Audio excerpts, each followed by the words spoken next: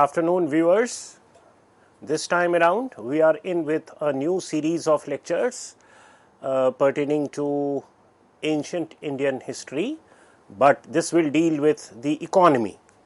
And one of the first things that we should be doing while discussing economy in early Indian historical context is to understand the changes over a big canvas of time that ancient India offers. So, right from the beginning of, you can say, collective life, to begin with, it was in the form of small groups, or what we also understand as band societies, and thereafter it went on increasing in terms of resource exploitation, also in terms of dependence on nature and the symbiotic relationship that mankind came to strike with the surroundings around itself. So all that is clubbed into one big category that we in history understand as prehistoric past. And in terms of economic activities, prehistoric past can be understood as that of subsistence economy. When we say prehistoric past, what we mean here is the phase of human existence till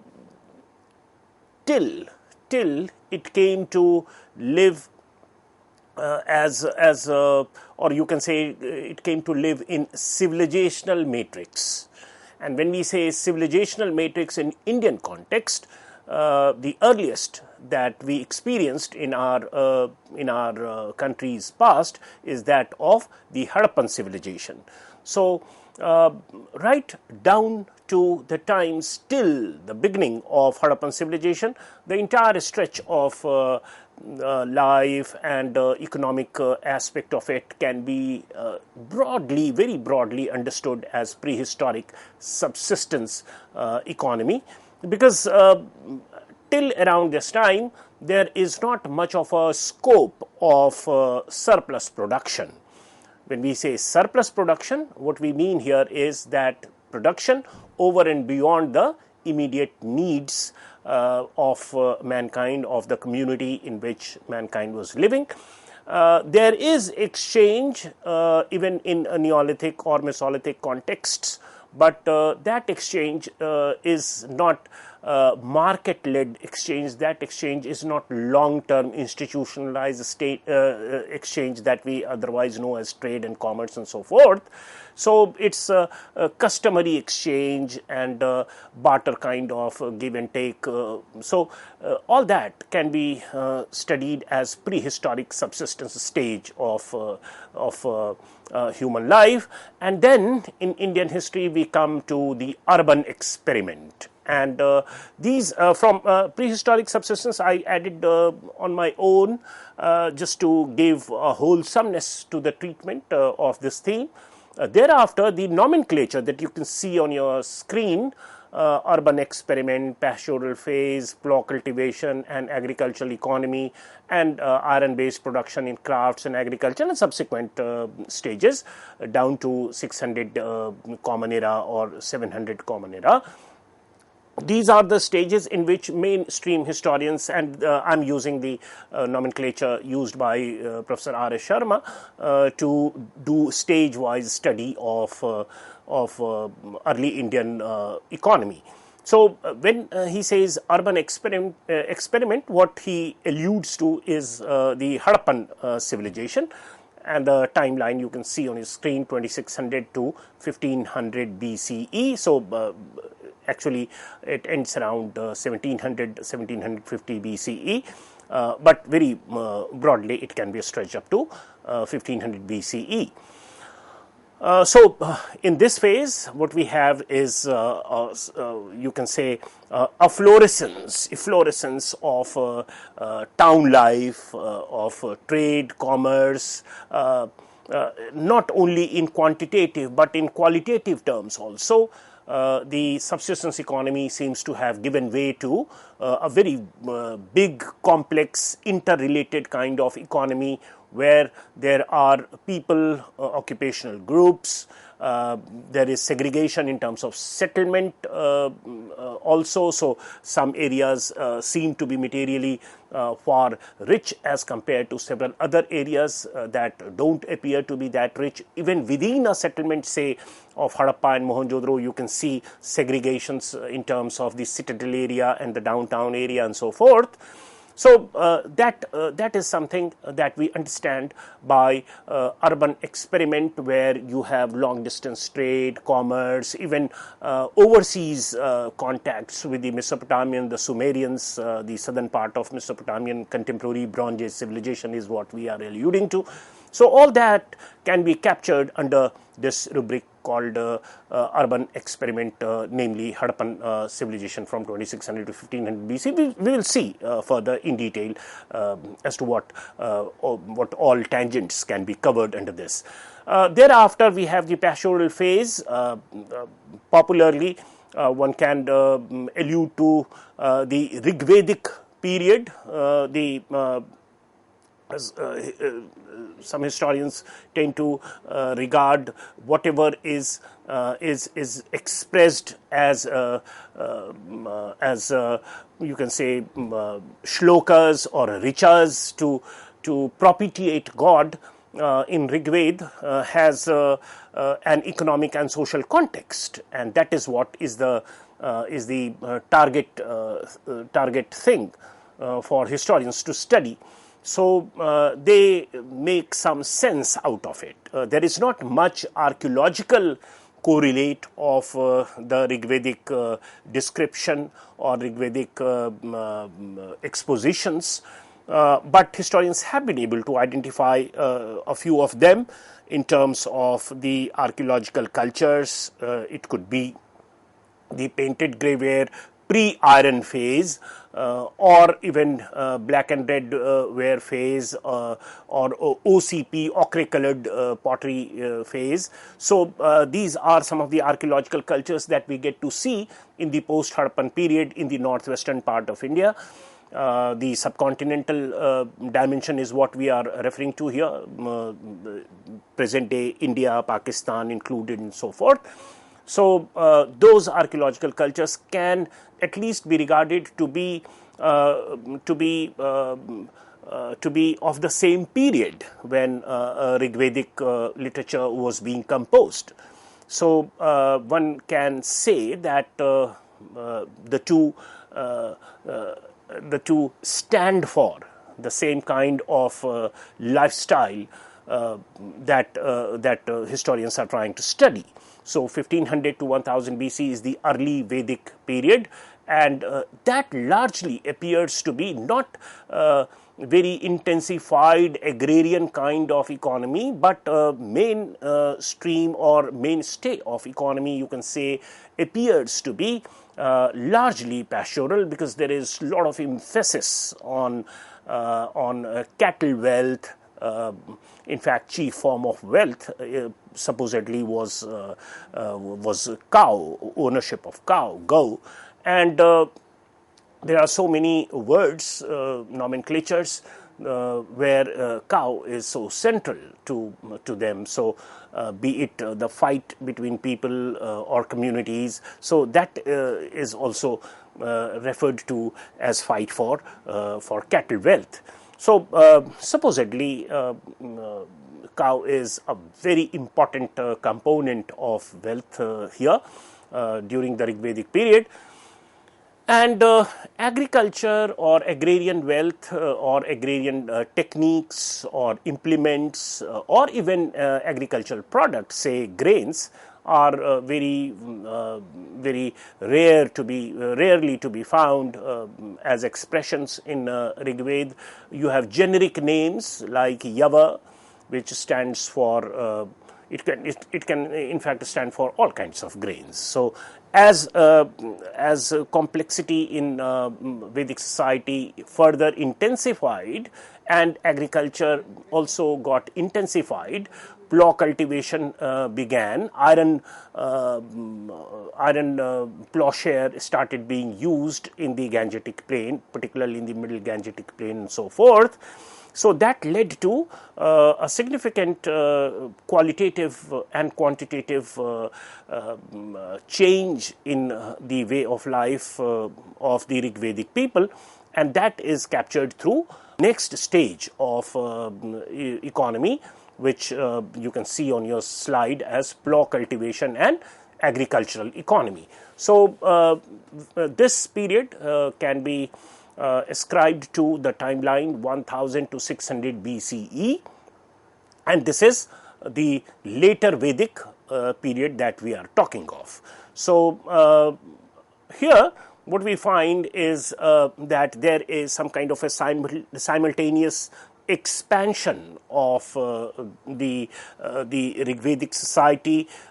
In fact, some of the historians don't quite agree to this proposition, but largely it is understood that there is some kind of an eastward expansion of the communities from, say, the upper or Indo-Gangetic plains to the upper and middle Gangetic plains. And as all of us know that middle Gangetic plains receive very high rainfall, and the soil condition is also very conducive for intensive agriculture, and it is also understood that around this time, around 900, 800 or 700 BCE, gradually iron starts becoming important. Historians don't quite agree or they don't quite have an agreement over the issue of intensive use of iron in agricultural operations or for cultivation or for ploughing purpose. Nevertheless, this proposition still holds ground that due to you can say entry of iron plowshare in agriculture in the middle Gangetic plain particularly, there was some kind of a revolutionary change in terms of the productivity, or you can say product, agricultural product per acre. Also, simultaneously, there are some important techniques being deployed in agriculture. For example, transplantation of rice, transplantation of paddy. Now, paddy cultivation, all of us know, the seeds are sown in the rainy season when the fields, agricultural fields are almost flooded with water and submerged in water, and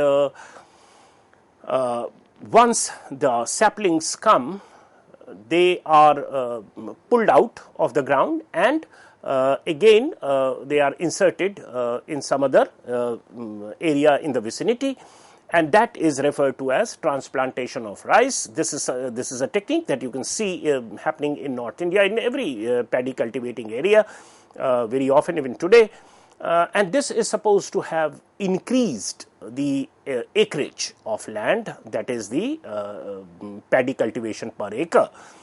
And all these things are supposed to have significantly improved the agrarian scenario and also the capacity of people and this land to generate enough surplus.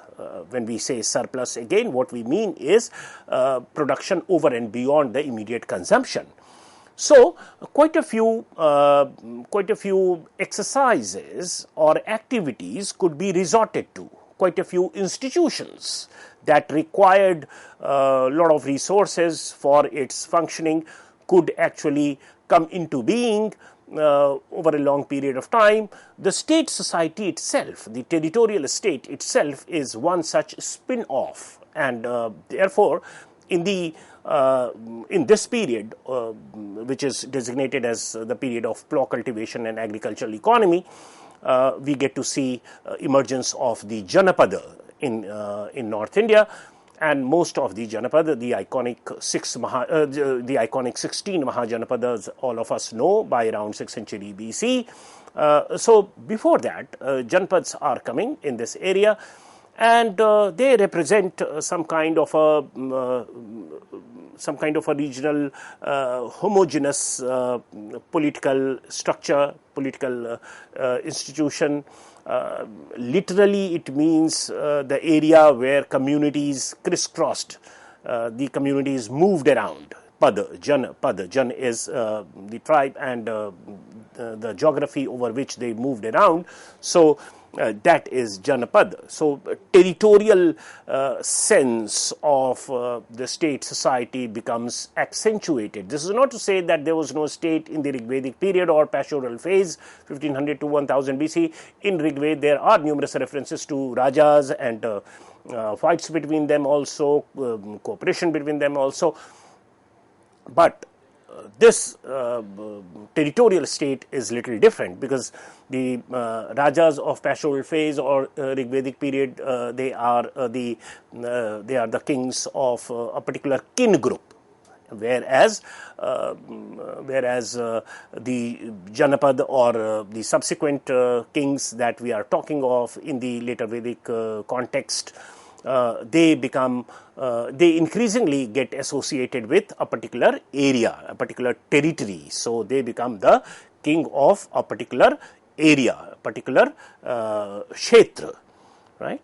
And so even in the Vedic literature, you find that what earlier used to be referred to as Rajanya, right? The warrior group. Now, increasingly, they are being referred to as Kshatriya.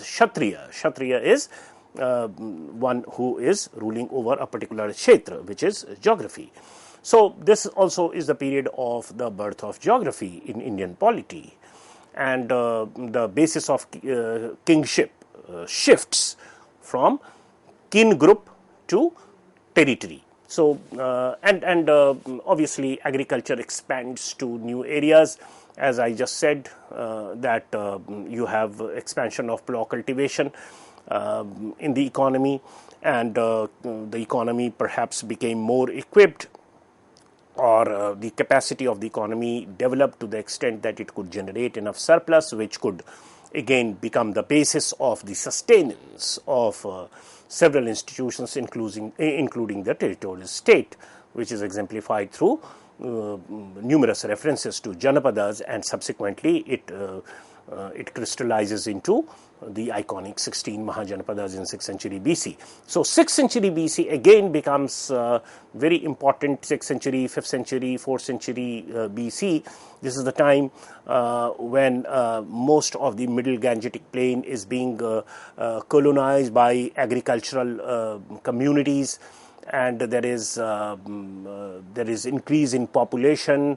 There is a lot of trade, commerce, metallic coins in circulation. All of us know about the punch-marked coins, which happen to be the first instance of metallic coins in Indian history.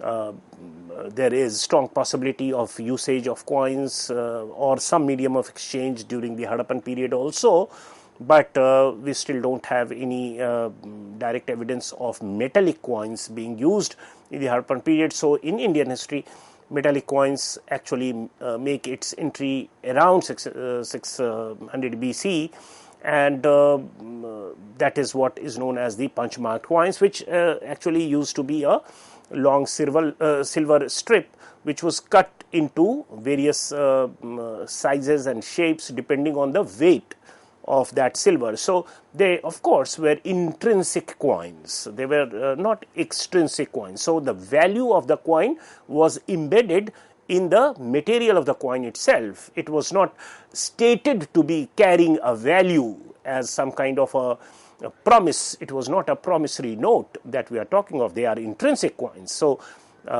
coins carried value only to the extent that it actually was worth of, and that is what punch-marked coins are. And all this change is predicated by the revolutionary potential of iron-based production in the Middle Gangetic Valley, which will include the area from, say, present-day Prayag to Bhagalpur. So eastern Uttar Pradesh and Bihar area is what comes into prominence around this time, 600 BC. This is the time of the 16 Mahajanapadas. This is the time of the ascendancy of Magad as the preeminent Mahajanapada of the other 15 Mahajanapadas. So this is also the time when monarchy as a form of polity becomes the triumphant mode of polity. So the other forms of polity, it could be republican polity, it could be tribal confederacies and so forth, they increasingly are on wane, and it is the monarchical polity of the Magad model represented by Bimbisar, Ajatashatru and so forth, standing army, a very resolute king who is all powerful, who is willing to tax almost all the activities, economic activities happening under his dominion. So it is this kind of economy that we are envisaging when we talk of iron-based production in crafts and agriculture. So it's not only agricultural sector that is registering this capacity building in terms of surplus production, but there are several examples of craft and artisanal activity also receiving fillip around this time, from around 600 BC to 322 BC. So you have different shrenis or the guilds. It could be artisanal guilds, it could be trade guilds, it could be guilds of merchants, or specific groups who tended to protect the economic interest of their community. Usually these communities had a distinct profession of its own. So it negated, these trade guilds or artisanal guilds negated competition within the guild, and it also protected itself from any possible interference or competition from outside. So even prices perhaps were fixed by the guild leaders, and no one could sell that particular item, that particular product at a price less than what was set. So in this way competition was negated, but from outside it tended to protect the interests. It could be vis-a-vis the state itself. And in the contemporary texts we get to hear of so many evidences that tell us about it, as to what kind of relationship kings share with trade guilds and so forth. So that is iron-based production in crafts and agriculture. And having come to this period, 322 BCE, what we are reminded of is the state control of production and pan-Indian perspective. Obviously, here what is being alluded to is the Mauryan Empire. So for the first time you have state control of economy, production, and there is pan-Indianism in it. So what today we understand as India in territorial terms, that a large part of it, some beyond, some outside it also, was part of the Mauryan Empire. And there supposedly is this argument, which obviously when we talk about it we will negate, or we will critique this perspective as well, but in terms of classification that's there. And post-Mauryan period stands for small farms, money economy and Roman trade, very robust overseas trade, and also overland trade with the European world. that evidence we get to see in the postmodern period. We have circular coins, gold coins coming into being in the economy in the place of punchmark coins. The farms, which perhaps were state-controlled farms in the earlier period, now become decentralized, smaller farms, smaller polities, and then from the Gupta period onwards, very broadly, 300 BCE to around 300 CE to around 600 CE, we can trace the beginning of a new kind of socio-economic setup that we understand as feudalism. So this is how historians have largely categorized or classified the changing profile of economy in early India. And as we set out to discuss this in the next lecture, we shall pick up one of these stages each to build further from here. Thank you.